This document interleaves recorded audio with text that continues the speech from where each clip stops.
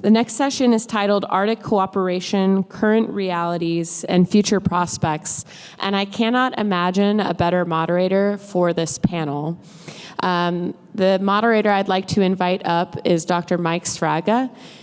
Mike Sfraga has been a leader in DC for years now in Arctic policy at the Woodrow Wilson Center and is currently serving as chair at the U.S. Arctic Research Commission. But notably, Jackson just reminded me that Mike had many slots on day one on the agenda, but he was weathered in Western Alaska and couldn't make it. So this is his first time on stage at Arctic Encounter since he has been nominated to serve as our very first United States ambassador for the Arctic at large.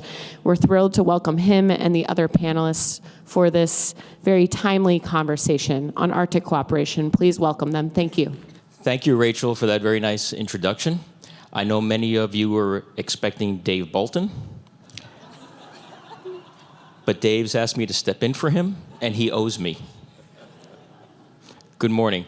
I am really pleased to facilitate a discussion among friends and colleagues on Arctic cooperation, current realities, and future prospects. I've asked our colleagues to self-introduce themselves, but let me qualify what the session is really about. We've asked these senior Arctic officials to talk about the Arctic writ large, what's important in their mind to them, what their nations see as important, and how that all integrates into this new global Arctic that we're all experiencing. So with that, let me ask my colleagues to introduce themselves, and then we'll make this hopefully a good exchange of ideas and thoughts. Morten, please. Yes, Morten Høglen, Norway, Senior Arctic Official. Petteri Vuorimäki, I'm the Finnish incarnation of Morten Høglund. I'm the Senior Arctic Official and Arctic Ambassador. Great to be here. Thanks so much. My name is Heidi Kootz. I serve as Senior Arctic Official for Canada, and with thanks to all of the organizers for inviting all of the Canadians here and having the honor to convene on these lands.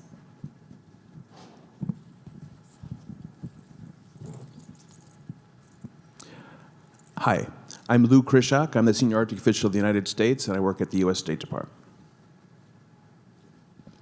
And my name is Pétur Ásgeirsson. I'm the Senior Arctic Official of Iceland and formerly Consul General of Iceland to Greenland and Ambassador to Canada. Thank you all very much. Morten, maybe I could start with you. It's a two-part question. Okay, maybe we'll do some follow-up. My question to you is, how has the war in Ukraine sort of informed and influenced Norway's priorities for the Arctic? And then if you don't mind, give us a little peek as to how those issues have informed the design and the development of Norway's agenda for the chairship. Thank you, Mike. It's it's not a light subject. The war in Ukraine has truly changed much of the thinking in Europe in terms of relationship with Russia. For Norway, our location, Russia is like it is for Alaska. It's a neighbor. We share a long sea border, but we also have a land border.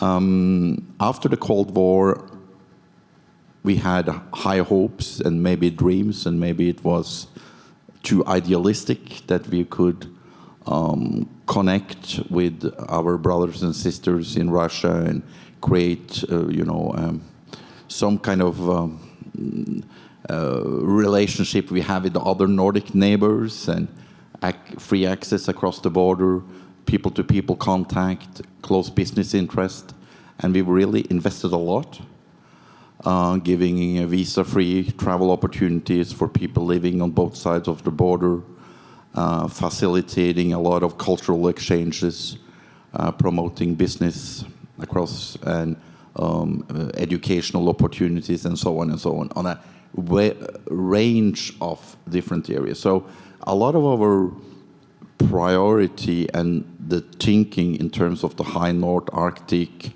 a practical approach was geared toward Russia. So, of course, there's been successes, but there's been a lot of failures as well. And Russia has gradually gone in a very negative tendencies for a long time, long before the invasion of Ukraine. So when the invasion of Ukraine happened, we quite, immediately realized that we are in a new situation. This cannot continue, and most of the bilateral activities were shut down. We continued on a few areas where we have a national interest to do so. Of course, border management, search and rescue, and management of fishing stocks.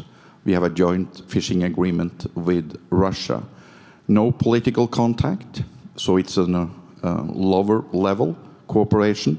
So a lot has changed, and communities in northern Norway who previously were living because had a lot of business with Russia are suffering of this. But that's a small price to pay in order to, of course, stay very clear of this Russian regime.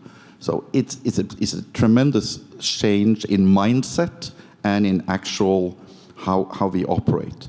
This has also affected how we now look at what we can do within the Arctic Council, because a lot of activities previously, projects and so on, has been done in trying to assist Russia on energy, waste management, environmental cleanups, and so on.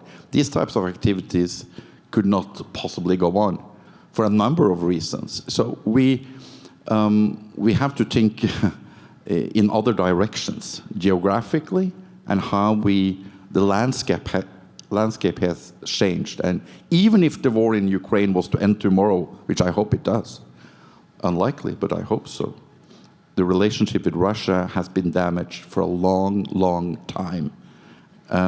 So we just have to find a way to manage in this new climate. Thank you. Maybe we'll loop back around on a couple of follow-ups. Petri, Finland's Arctic strategy, we all read it when it first came out. You have been working that, not just within the Arctic Council, but as a nation.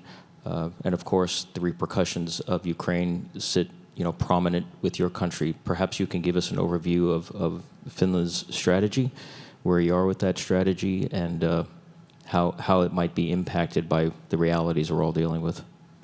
Thanks very much, Mike, and great to finally be here in your home state. And I thank the organizers for the fantastic 3 days that I've had here. It's been exceptionally well organized and interesting gathering.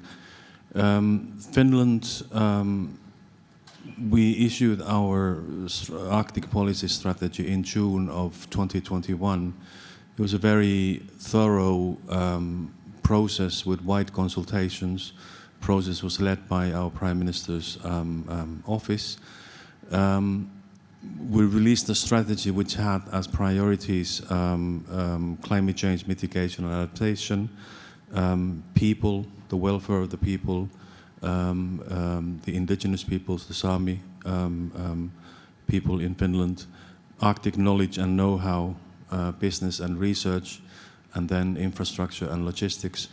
In our strategy, we then had a rather extensive section in the beginning which set the international context for the strategy, a context within which the strategy would be implemented.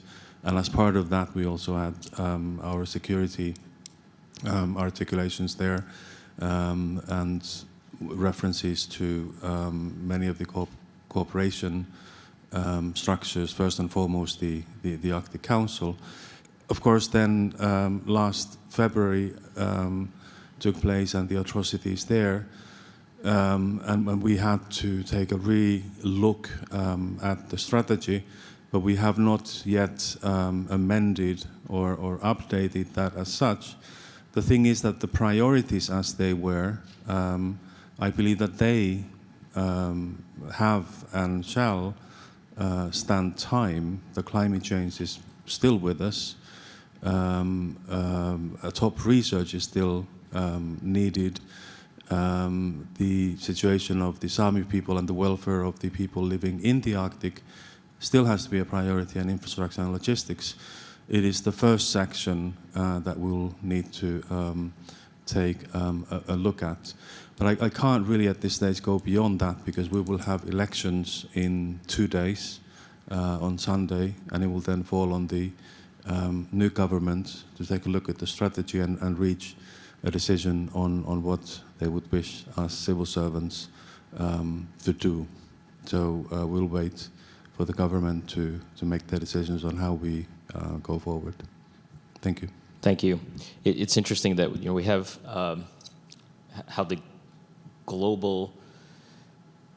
implications of this war have permeated all of our daily lives, the way in which our countries view the entire globe. But you have two examples of, in real time, setting out strategies and agendas for the Arctic, similar themes, yet you can't ignore the realities and try to recalibrate so that a nation's interests in the North go forward while dealing with reality in our big neighborhood but small community of the Arctic. Heidi, I would just like to follow through on this idea of strategies and policies, and you're getting a look into the lenses of the nations and the way in which they see the Arctic writ large, along with all the Arctic organizations. But Canada released the Arctic and Northern Policy Framework. A rather extensive amount of work went into developing not a document, but really a comprehensive vision for Canada's North, both domestically and internationally. So would you mind giving us a peek into the international cooperation, the bilateral, multilateral, cooperative efforts that Canada sees going forward, and then maybe some ways in which that's been impacted? Sure, thanks, Mike. I see I have until 3 o'clock this afternoon to explain this. I think that says 3:15. Great. Well, thanks. Here it is in actual form, the Canadian Arctic and Northern Policy Framework. I hope maybe some have had a chance to page through it. It was actually released in 2019 after a 2-year process. And in terms of the Arctic and Northern Policy Framework, or the ANPF for Canada, the process is as important as the substance that is within it. Because it was developed in partnership across the federal government of Canada with the provinces and territories and with Indigenous leadership, stakeholders, and communities. And the end product is actually, just as you've said, Mike, a very substantive domestic base as the lead chapter, as well as an international chapter and a security chapter. And what's new on that is, on the one level, is the co-development. What's also new on that is it tethered our domestic and international agendas together.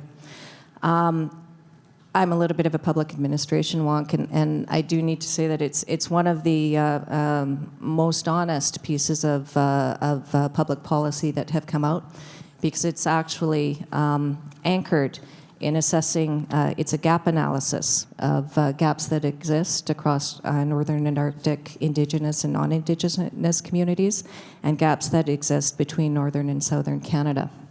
It was important that we came to that point and that we had those discussions, because another important, the grounding of the framework is actually in Canada's reconciliation process.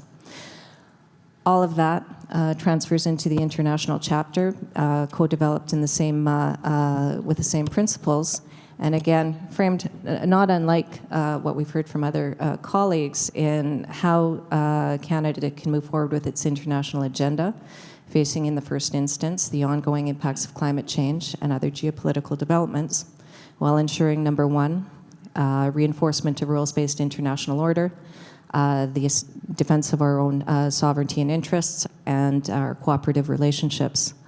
All of that motivated by the singular purpose of benefiting Northern Canadians. So that's the nutshell. I mentioned that was released in 2019, and I think Canada has the same process. I like how you said it, Mike, of calibrating. When we talk about geopolitical impacts, well, in the past year we've seen some significant ones. Canada was with our like-minded partners in pausing our participation in the Arctic Council. Equally important as that announcement was the June decision to re-engage in cooperation amongst our own nations and with our like-minded partners in the interest of Northerners. So that, again, cycles it right back to what is really at the core of all of these policies, and no matter what comes forward, how do we recalibrate to get to our original purpose? Thank you. Lou, you and I have talked a few times about the Arctic, maybe the North American Arctic as a region within a region. So I'm going to ask you maybe to follow up on some of that discussion and maybe perhaps pull some threads on the new national strategy for the Arctic region and how that might fit in. Sure. Well, thanks for that. I think that cooperation in the North American Arctic is one of the most interesting aspects of Arctic cooperation, and it certainly predates Russia's full-scale invasion of Ukraine. But the reality of that invasion just shows how important bilateral and multilateral cooperation on a regional basis can be. It's certainly not new, but it's intensifying. The North American Arctic, as we've heard through in a lot of the panels and presentations during this conference, we're united by shared geography, similar population density, shared issues like mobility, connectivity, and infrastructure, and our shared commitment to the issues of climate change and environmental protection. We work bilaterally with our Canadian partners through the U.S.-Canada Arctic Dialogue, which is an important part of our roadmap for a renewed U.S.-Canadian partnership. We work together with Greenland and the Kingdom of Denmark in the U.S.-Greenland Joint Committee. The Joint Committee is designed to increase economic, scientific, educational, and cultural cooperation between Greenland and the United States. Just last year, the Joint Committee met in Brunswick, Maine, where they discussed a host of issues and focused particularly on the importance of cooperation on energy and mining. I'm pleased to see the strong participation of youth from Canada, Greenland, and Alaska at this meeting today, and I think it bodes well for the future of cooperation in the North American Arctic. And I think I'd be remiss as a senior Arctic official if I didn't tie this back in one important respect to the Arctic Council. One of the projects that was able to restart following our June decision of the 7 like-minded states to re-engage in projects in the Arctic Council that don't involve the Russian Federation and never have is the One Arctic, One Health project that is part of the Sustainable Development Working Group of the Arctic Council. And very recently, just last month and the first few days of this month, we were able to take part in an important conference in the One Arctic, One Health project hosted by the University of Alaska Fairbanks, and I want to thank them for the great work they did putting the conference together. It was called One Health, One Future, and it focused on the broad One Health concept, which ties together environmental health, animal health, and human health, and looks for the intersections of those. It was a great conference. 300 people joined the conference in person or virtually from over 20 countries. There was a very strong Canadian participation, in addition, of course, to our Alaskan hosts and participants from the lower 48. And the State Department was very glad to be able to facilitate the participation of Greenlandic experts in that to make it just the latest example of our commitment to cooperation in the North American Arctic. I think that is all completely in line with our national strategy for the Arctic region, which is a comprehensive strategy focusing on whole of government efforts under 4 broad pillars: security, climate and the environment, sustainable economic development, and international cooperation. And it's guided by 5 principles, 2 of which I'll mention here today: our commitment to consultation, coordination, and co-management with Alaska Native tribes and communities, and our commitment to work ever more closely with our allies and partners on the implementation of the work of the strategy. And I think this is, it's fitting that the strategy mentions the Arctic Council and our continued support of the Arctic Council as the preeminent high-level intergovernmental forum for Arctic cooperation, even in this time when Russia's illegal and unconscionable invasion of Ukraine makes business as usual in the Council virtually impossible. Thank you, Lou. In May of 2021, Iceland released their Arctic strategy. Again, at a time when we thought we were moving in one direction, and we've had this, reverberation throughout the globe. So I wonder now, Peter, if you can speak to a little bit about how the strategy either has moved forward or the plans and your activities that might be moving forward in regard to a implementation plan, right? Irregardless of what is happening around the globe, but yet impacted by it. Yes, Mike, thank you.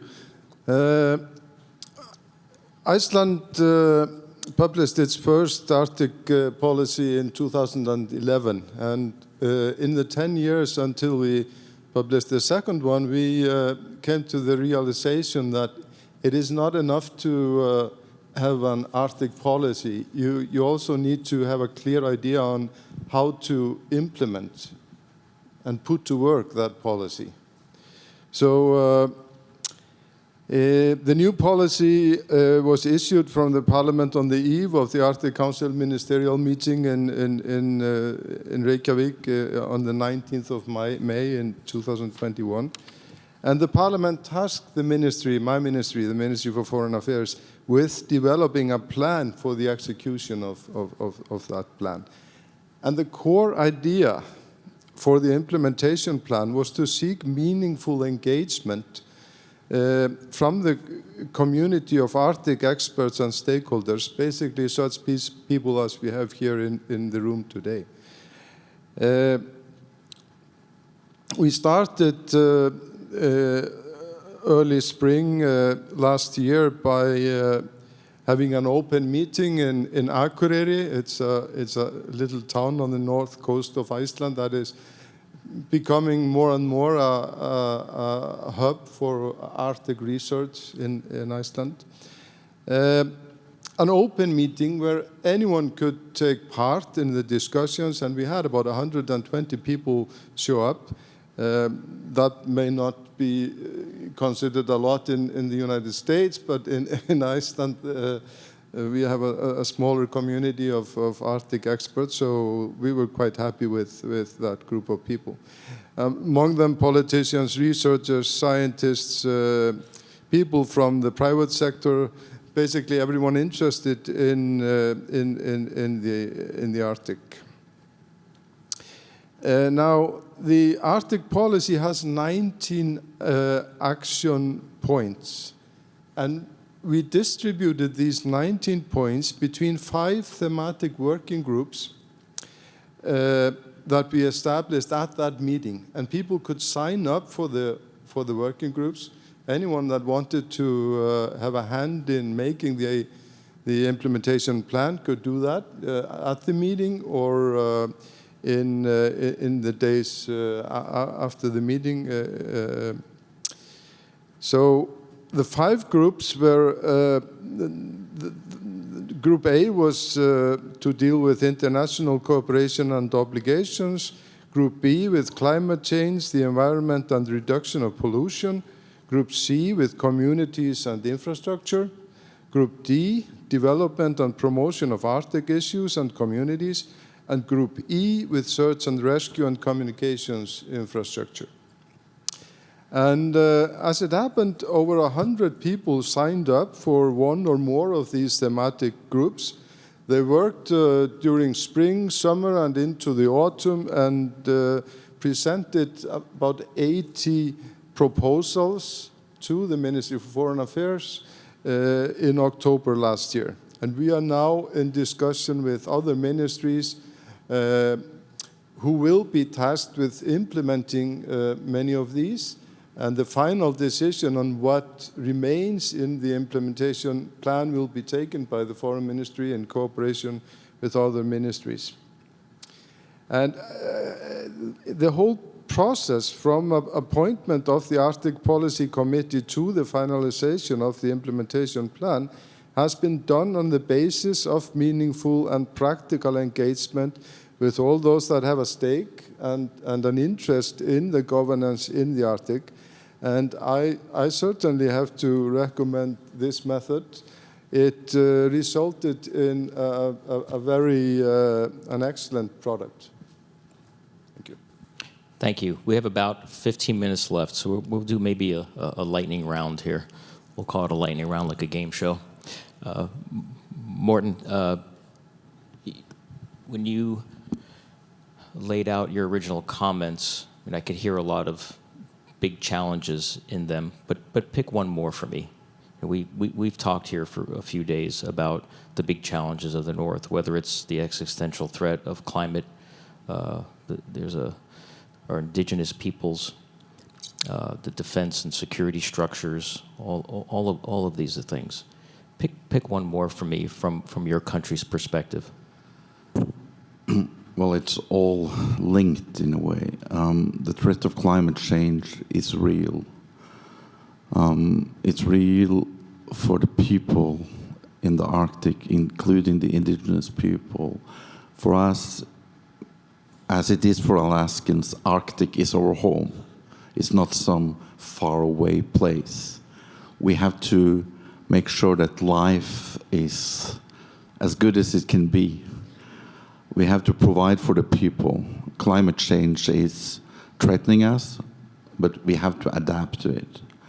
We have to, from the government side, make sure that people are able to live, continue to live in the Arctic, and that connects with security. Without people, no security. For us, having Russia as a neighbor, we need to take the whole country in use. And that's all the policy we are doing in every aspect is about, people. Of course, nature preservation, respecting the rights of the indigenous people. But we have to balancing all of these together. So it's a lot about the demographic trends, which are negative. People tend to move away from the Arctic. We try to promote people to go the other way. We need skilled labor. We need people to stay. We have economic incentives and so on. So this is a complicated package. But I would say that the climate change issue, it's not only like a compartmentalized as like an environmental issue. It's a security threat because it threatens people's existence in the Arctic. So we have to deal with it in a serious, forceful manner. Arctic Council is one good platform to do so.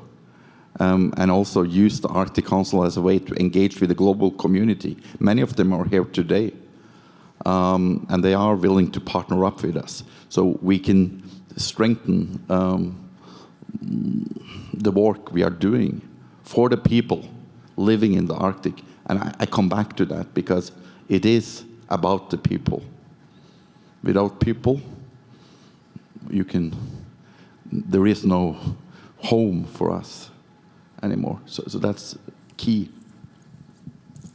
Thank you. They were all tied together. Petri, Morten noted the Arctic Council and maybe alluded to other governance structures. From your long perspective, serving in these diplomatic roles, but also from your country's perspective, maybe give us a brief peek into how you perceive the governance structures in the Arctic right now. Because there's lots of talk about, do we continue the governance structures we have now, or should we create new governance structures?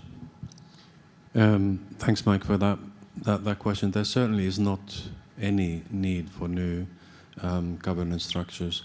What I would obviously highlight, sitting here at this stage with these colleagues of mine, is the role that the Arctic Council plays in the region and globally.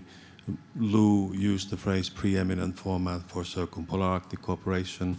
If you pick up any of our strategies or policy documents issued by the Arctic states and many other countries, you will find the same phrase in all of them. The Arctic Council is crucially important because of its indispensable role in the Arctic governance.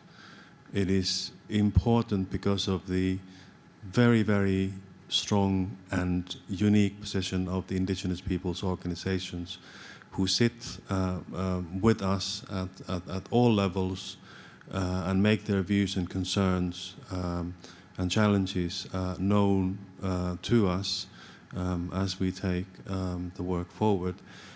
I only add that anybody who knows me knows that I love my job that I'm doing now, and within that the most enjoyable, fascinating and pleasurable part has been my encounters with the indigenous people representatives.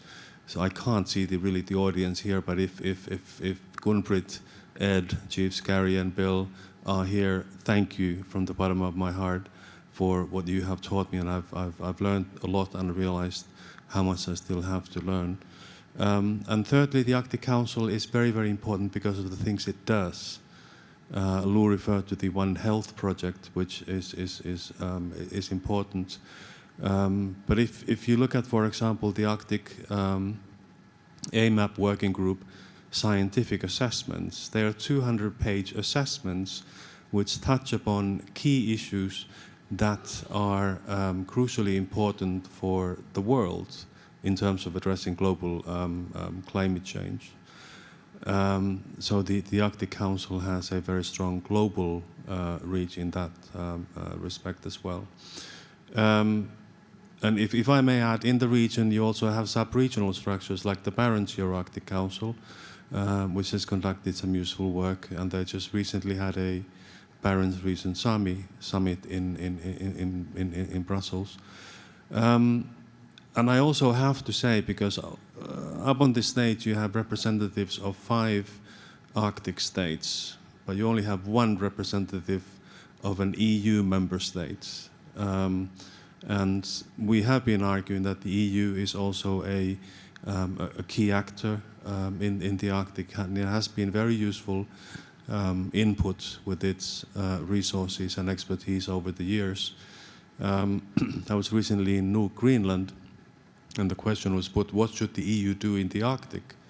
And I think my Danish colleague gave a good answer, saying more of what it has been doing all these years. So that's an important aspect as well. Can I finish with one more point? And I just wanted to say this because this sentence has been twirling around my head all through these 3 days. It's a long way to come to Anchorage from Finland, and you get a lot of reading done when you sit in the aircraft. And there's one thought that I read in coming here which resonated with me, and that thought kept repeating itself in my head as I listened to the fascinating interventions. And the thought was that what we must do, we must be informed by science, we must be inspired by art and culture, and we must be motivated by compassion. And I think that if we can do that, maybe it will all be okay in the end. Thank you.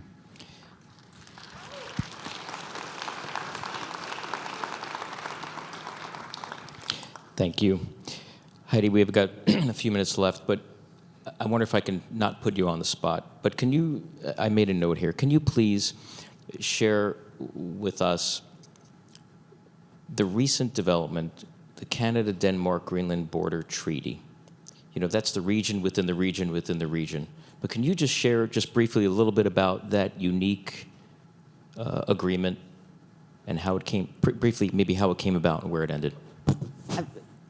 Yes, I will try and do that also very briefly, Mike. First, I just wanted to reiterate what my colleagues have said about the centrality of the Arctic Council and its role in placing Arctic states and Indigenous peoples at the center of decision-making, which brings me to the next point. which is that the Arctic region is well supported by governance and legal frameworks that go beyond that. And what Mike is referring to, of course, is the Whiskey War, the long-standing Whiskey War between Canada and the Kingdom of Denmark, a border dispute per se. That endured 50 years, and most recently a 4-year period of fairly intense negotiations that through consultation with our respective populations and a lot of discussions was recently resolved last June, resulting in establishment of sovereignty over our shared land border in Tartupaluk, Hans Island, as well as resolution of what has now become the longest contiguous maritime border, which is somewhere around 3,800 kilometers, and Lou on my left is going to convert that into miles for me. The point being is this was an issue of import to Canada, the Kingdom of Denmark, and Greenland. It pertained directly to the sovereignty of our nations. It pertained foundationally to the populations that existed on both sides of that border that have been separated by that border and not able to be together as much as they would like. So we now have a treaty that is going to go through the ratification processes, but it's important of that and using the international instruments to be able to get there is all of the supporting work around making sure that we get the management of that border right, that we get considerations around environment, the Pikiala-Sorsuaq area, and the mobility of people and communities. And so I think it was actually celebrated with an exchange of bottles of whiskey last June. There is much work to do across our governments and the peoples of those regions, and we very much look forward to it. Yeah, I thank you for doing that. I thought it was worth highlighting how you can work toward what seemed like a disagreement, which was a disagreement, but how working together, international rules-based inclusion of those affected, impacted areas, regions, countries can actually work together to resolve something in a very unique way. Lou, I'm going to make up this one here, but you have served now for almost 2 years as the U.S. Senior Arctic Official. Look back for me in the rearview mirror while you're looking through the dashboard going forward, because you still have work to do.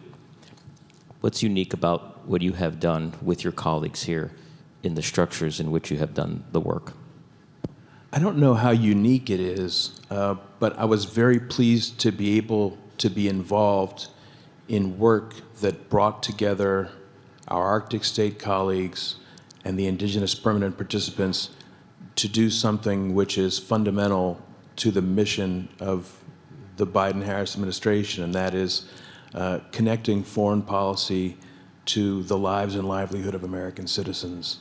And it was really a pleasure and an honor to be able to work to find ways to facilitate the work of the working groups of the Arctic Council, which is really where the rubber hits the road in our work, to find ways working together with the permanent participants, with the Arctic states, to find solutions to problems that we share. And I think that is, that's really at the heart of the compassion that my colleague Petri was talking about before. We who are involved in the work of public service should be using the people power, the funds, and all of the resources, the political capital that we have at our disposal to help our citizenries. And the Arctic portfolio and the Arctic Council portfolio has been a unique opportunity to do that, one for which will be eternally grateful. Thank you. And Heidi, I did promise Lou that there'd be no math, so that's why he didn't respond in that way. Finally, at the Wilson Center, we worked closely with Iceland when they chaired the Arctic Council. One of the things that we were able to work on with colleagues was this issue of plastics. And everybody had the idea that plastics, of course, are in the ocean, but how possibly could they be in the Arctic Ocean? Well, they're there, and they're permeating more and more every day. And Iceland has led discussions on this, I think, monumental issue of plastics in our ocean. At some point, the amount of weight of plastics in the ocean will outweigh the actual life in the ocean. So I wonder if you can just talk a little bit about the plans to continue this good work by Iceland advancing it forward, the efforts you have underway and ways in which we can all be a part of that. Yes, thank you, Mike. It's good to have an opportunity to get in an advertisement for for the plastic symposium that we are planning for in Harpa. I know some of you know Harpa in Reykjavik in November this year. During our chairmanship of the Arctic Council in cooperation with the Nordic Council of Ministers, we hosted the first symposium on the Arctic plastic pollution problem, and now we're planning for the second one. And if you're interested, the website is arcticplastics.is. And I know, Mike, you will be happy to hear that many international organizations are already partnering with us on this, among them the Polar Institute of the Wilson Center. I have in my bag a few brochures for that, and also for the Arctic policy of Iceland, and I'll leave both somewhere out there for you to find if anyone's interested. Thank you, Mike. Thank you. Thank you for letting me highlight that. That wasn't a shameless plug of the Wilson Center, although we'll take it, and also Iceland. But I really do think that all of us have recognized, if you read the strategies and the work, recognize that this is a really important issue. We're out of time. Would you please thank my colleagues here for what I thought was a really interesting discussion.